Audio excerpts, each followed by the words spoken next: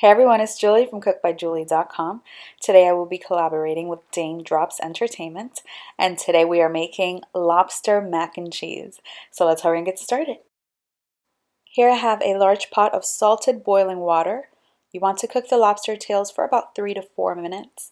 My lobster tails are about 4 ounces each, and you can use up to 6 lobster tails if you'd like. Use as many or as little as you'd like. It won't really affect the outcome. Once you remove them from the water, you want to place them in ice cold water to prevent them from cooking any further.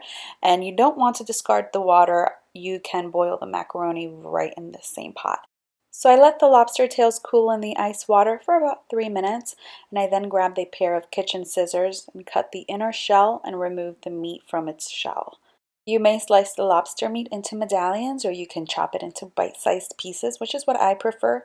However, I don't like the pieces too small. About the size of a quarter is fine. And in my opinion, what makes lobster mac and cheese really good is the usage of good ingredients, real lobster meat and good quality cheeses. That's it.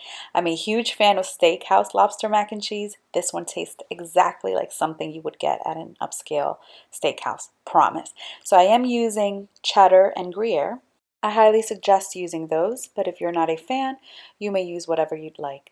Let's get started on the roux, which is basically equal parts fat and flour.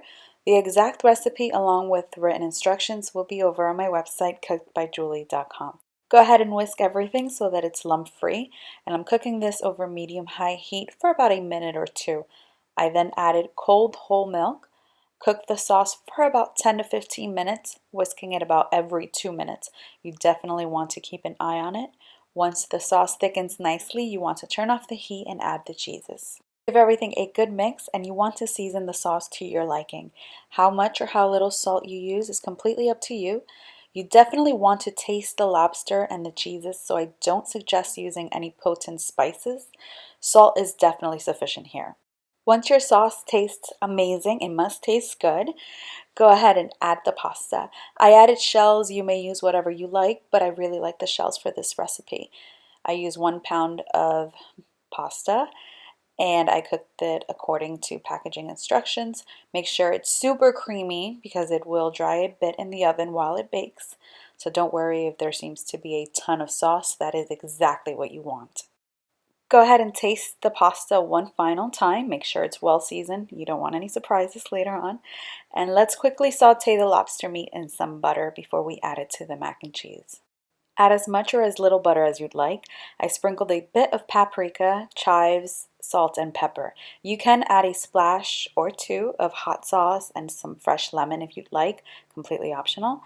I cooked this for about 20 seconds, and I then started putting everything together. Now you may think this part is silly, but I thought it looked cute with the shell poking out of the dish. I used 2 medium-sized baking dishes. You may use a single large baking dish, of course. You can even use an oven-safe skillet. I went ahead and placed half of the macaroni and cheese in each baking dish. I lifted the tail up and put some underneath as well. The mac and cheese was super creamy. I topped it off with the lobster meat. That's why I said use as much or as little lobster as you'd like, because it's just going on top. You can even cover it completely.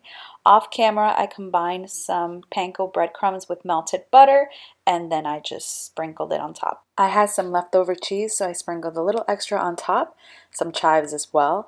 I baked this for about 10 minutes in a preheated oven at 400 degrees.